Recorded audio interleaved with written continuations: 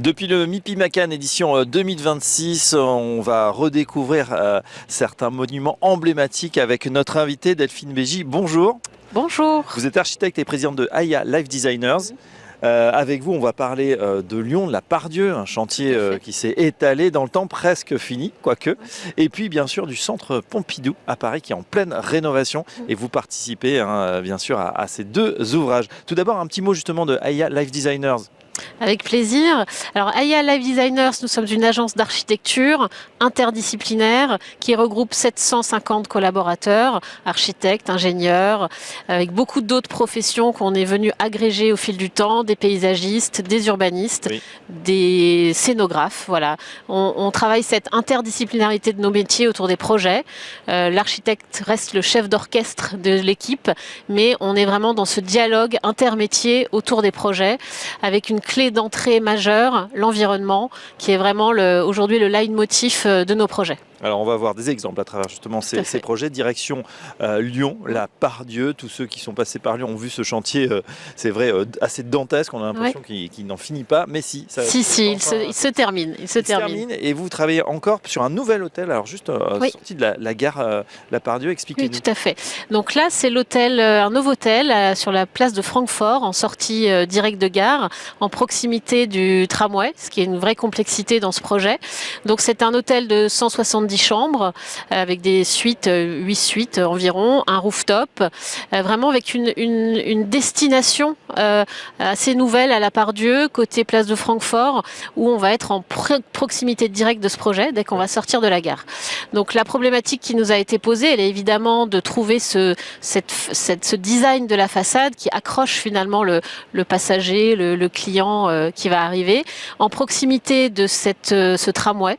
Donc ça a créé une vraie complexité de projet. C'est ce qu'on aime nous chez Aya dans les projets, c'est de régler ces complexités acoustique liée au tramway, complexité sismique parce que c'est un projet en parasismique, et pour autant travailler de manière très qualitative la façade.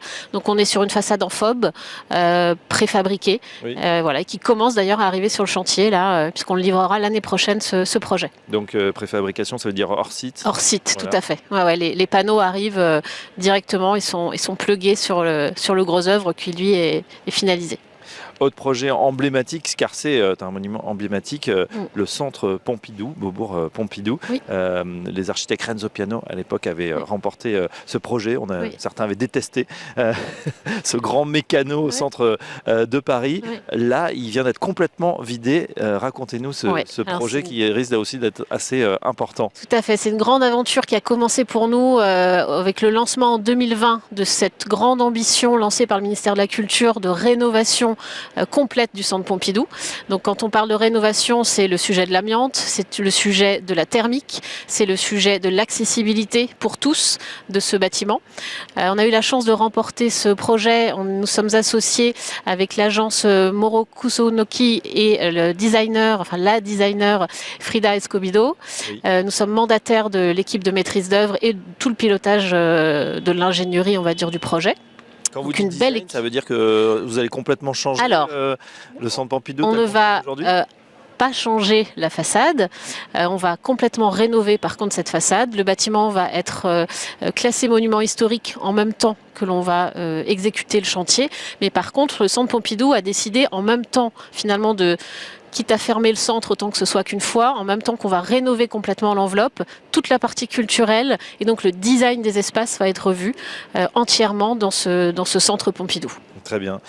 Quelles contraintes il y a en particulier? Vous avez parlé de l'amiante, c'est vrai qu'il faudra évidemment faire attention à la protection des ouvriers. Quels sont les autres défis? Les défis sont justement structurels, techniques sur la façade, avec un respect de l'architecture que l'on doit avoir sur toutes nos thématiques, tous nos propos. Une structure qui est aujourd'hui globalement très abîmée, qu'il va falloir restaurer, changer énormément de pièces. Et la particularité du centre Pompidou, c'est que ce qui avait été construit à l'époque est unique. Il n'y a pas c'était finalement un bâtiment quasiment prototype. Ce qui avait été construit n'a jamais été reconstruit. Donc il y a beaucoup de recherche en ingénierie, en structure, pour venir répliquer ces pièces qui n'existent que là. Il n'y a pas de pièces de rechange. Il n'y a pas de pièces de rechange. Okay. Est-ce que ça veut dire qu'il faut recréer, réinventer certains ports? Oui, bien sûr, pour y intégrer finalement toutes les contraintes nouvelles, réglementaires, thermiques, évidemment. Beaucoup d'innovation. Aujourd'hui, on connaît le Centre Pompidou pour son musée, pour la bibliothèque, bien sûr. Évidemment. On a pu y passer un jour ou l'autre. Il y a un restaurant également. Est-ce que ça va être modifié dans les espaces? Tout à fait. Tous les espaces vont être revus. Il va y avoir de nouveaux espaces créés, puisqu'on vient utiliser le premier niveau de sous-sol, qui était un parking, pour créer une nouvelle agora, qui va être connectée au forum actuel, avec des trémies qui vont être créés. Donc, en plus de tous ces espaces qui vont être rénovés, on va aussi découvrir de nouveaux espaces dans le Centre Pompidou. Durée du chantier, là aussi on a un peu peur quand on voit ce qui s'est passé à la Part-Dieu. 5 ans de chantier. 5 ans, à partir de maintenant? À partir de maintenant. 2026, 2031, 2032. On espère. On peut espérer. On fera tout pour. Merci en tout cas pour cet aperçu du nouveau Centre Pompidou Beaubourg. Delphine Bégy, je rappelle que vous êtes architecte et présidente de AIA Life Designers, et à très bientôt dans Smart Imo. Merci beaucoup.